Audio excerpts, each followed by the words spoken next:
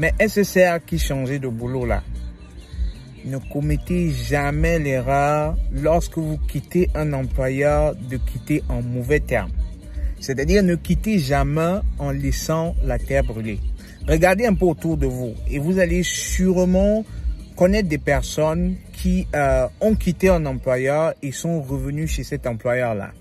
Je sais, il y a certains qui vont me dire que voilà, c'est un peu comme dans les relations amoureuses. C'est-à-dire qu'il y a une raison pour laquelle un ex est un ex. Hein, et il n'y a pas de chemin retour. Sauf que dans la réalité du monde de l'emploi, ce n'est pas ça. Très récemment, hein, il y a un collègue à moi. Il a démissionné. Hein, c'est lui qui a déposé sa lettre de démission parce que voilà, il voulait changer d'air. Hein, et vous serez surpris, mais il n'a pas fait 2 mois dans la nouvelle entreprise, il est revenu. Hein. Donc, il est revenu chez nous. Heureusement, il est parti en très bons termes et du coup, on l'a accueilli à bras ouverts lorsqu'il est rentré. Donc, c'est quelqu'un qui est super performant. Donc, toute la team était contente hein, qu'il revienne parce que, étant dans le service après-vente, c'est quelqu'un qui maîtrise tous les produits, c'est quelqu'un qui maîtrise l'entreprise, qui a été avec l'entreprise, qui a grandi avec l'entreprise. Et donc, c'était plutôt une très bonne nouvelle hein, qu'il revienne dans la boîte.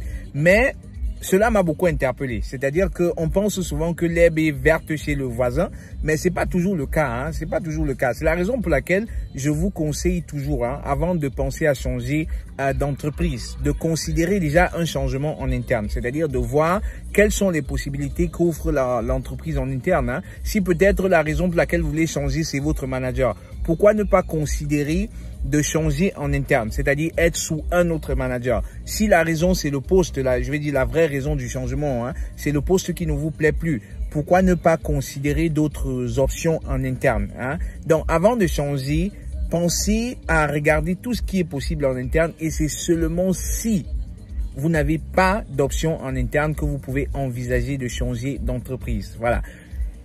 Je sais, hein, pour certaines personnes, la solution, c'est de changer d'entreprise. Je vous le recommande d'ailleurs, c'est-à-dire dans les 5 premières années de votre carrière, hein, il serait vraiment sage d'avoir au moins 2 entreprises à son actif pour l'expérience hein, et aussi pour augmenter le salaire, pourquoi pas.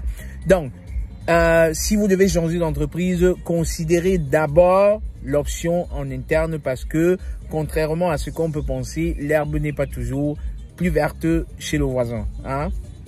Des fois, on se dit ça va être mieux ailleurs, mais il se trouve hein, que ailleurs c'est pire que ce que l'on pensait avoir chez soi. Il faut toujours tâter le terrain pour savoir si c'est mieux ou si c'est pas mieux, hein, les amis. Donc je voulais partager cette petite histoire avec vous et dites-moi dans les commentaires, hein, est-ce que vous connaissez des cas comme ça? Est-ce que vous avez des exemples de collègues qui sont partis et qui sont revenus? Dans quel contexte et qu'est-ce que vous tirez de cette situation-là? Quel est le meilleur conseil que vous pouvez donner également à quelqu'un qui veut changer d'entreprise? Portez-vous très bien, c'était Constantin pour vous hisser au sommet de votre carrière professionnelle. Ciao. SSR, pour te remettre du chômage et retrouver la passion, la créativité, l'engagement et enfin le résultat. Une seule nouvelle rencontre, tu changes dans ta carrière avec SSR.